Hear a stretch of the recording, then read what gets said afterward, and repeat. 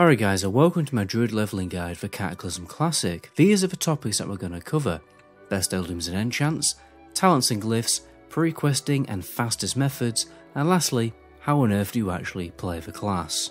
For looms, you want to go full Shadowcraft gear with greater stats on your chest, the Baron Cape, Swift Hand of Justice trinkets. Then for weapons, you want to use the repurposed Lava Dredger with fiery weapon on it until level 20 and then swap that out with Crusader enchant. Now whenever I level a druid, I much prefer to just stick to feral rather than balance. I'm not a fan of hardcasting with mobs hitting me in the face, it's not very fun.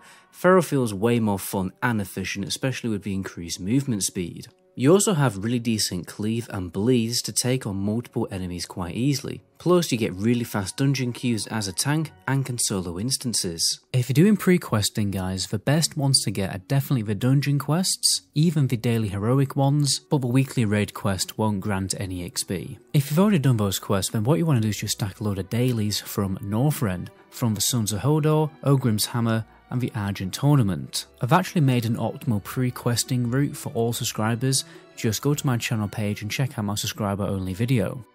Now druids are more than capable of soloing instances level 15 to 60. I'd recommend you just pick the dungeons with the best gear for you.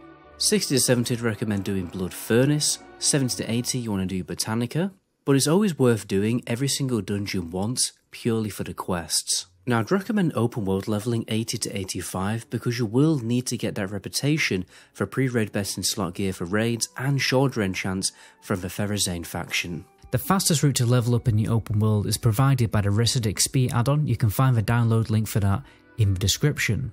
So before level 36 I honestly would just stick in bear form most of the time to take advantage of swipe. What I like to do is open a fight in cat form, spread rake to as many as enemies that I'm going to take on, and then I swap to bear form to start spamming swipe. But beyond level 36 you can just stick in cat form most of the time, unless you're soloing instances, which you'll probably find far easier in bear form.